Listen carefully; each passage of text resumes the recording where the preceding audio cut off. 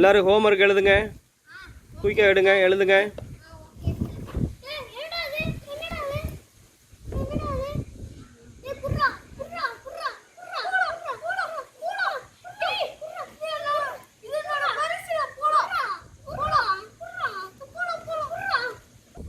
என்னங்க சத்தம்?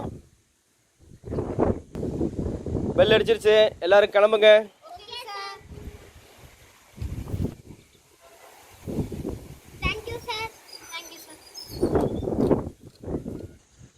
என் ஃப்ரெண்ட் என்னதான் பண்றான்னு நான் அட்வான்ஸாவே போயிடலாம் டைம் மிஷின் மூலமா. சரி அமுக்குவோம்.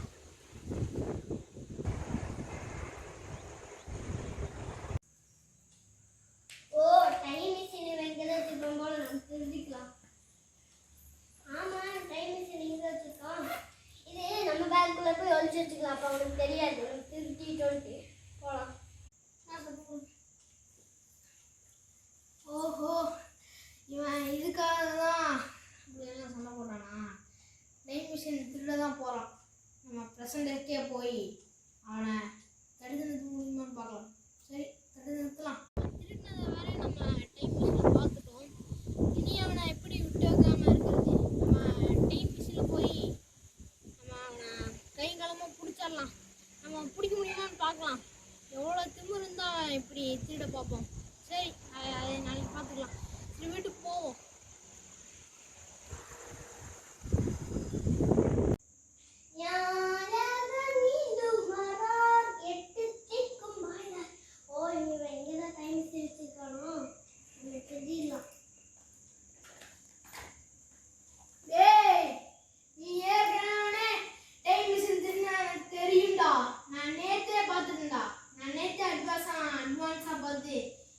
நான் வந்து நிற்கிறேன்டா.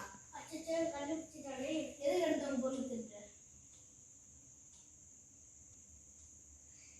நீ வந்து எனக்கு கொடுக்க மாட்டாங்கனால நான் நேரடியாக திருட வந்தேன்.